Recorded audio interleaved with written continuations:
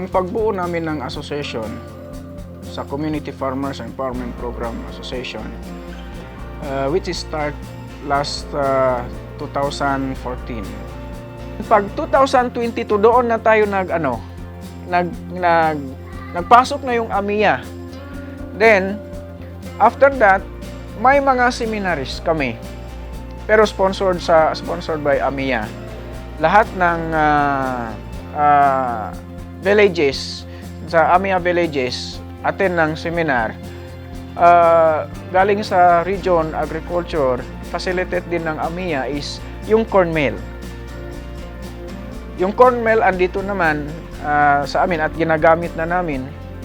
Then after doon sa corn mill, pumasok naman yung intervention ng region sa facilitate ng AMIA, yung Carabao. So, andito na ngayon yung Carabao sa amin. Bilang lakas ng association namin, andon yung believe in oneness of God, yung trust namin sa Panginoon, at yung trust namin sa sarili. At ihandog namin na kami ay farmer.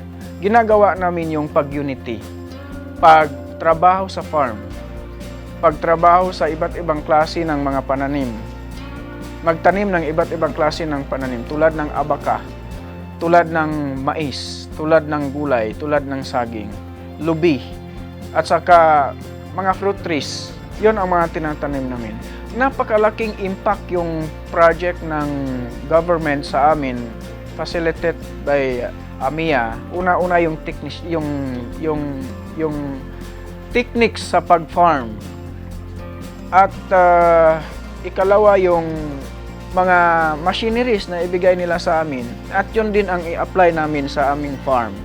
Tulad dito ng corn sealer, corn mill, magamit namin sa pag-process ng mais. Tulad dito sa solar dryer. So isa na yan magbigay sa amin ng lakas sa aming association dahil sa mga intervention na ginabigay ng mga government sa amin. Kung sa amin lang na sarili na walang machineries, hindi namin kaya. Pero ngayon dahil sa climate change, nabase po namin doon sa mga monitoring natin galing sa AMIA, lalong-lalo na sa panahon. Doon din kami nagbase sa panahon. Pag na-monitor namin doon, itong araw o bukas umuulan, doon kami mag-control. Kasi may 10 days tayo na i-monitor.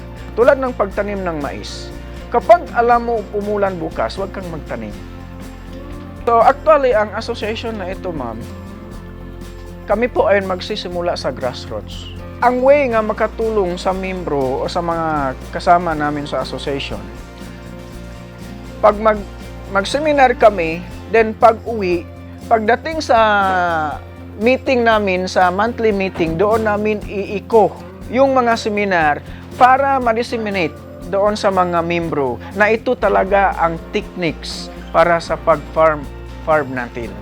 So, ang masasabi ko po sa Department of Agriculture, lalong-lalo na sa region at saka provincial government, kami po ay lubos magpapasalamat sa lahat ng mga nag-facilitate o sa lahat ng mga officials dahil kayo ay nagbigay buhay ng aming association, lalo na sa buhay ng bawat membro.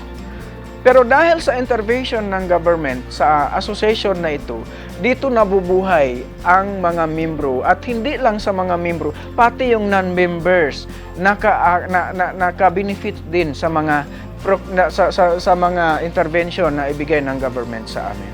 Kami magpapasalamat lalo na kay Marcos, President Marcos. Magpasalamat kami. Alam namin lahat ito.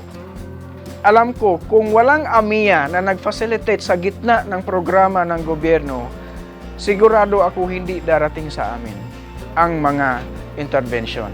Kami po ay 100%. Kami ay I-Peace farmer dito sa Lake Cebu. Sa ng agrikultura, maunlad ng ekonomiya.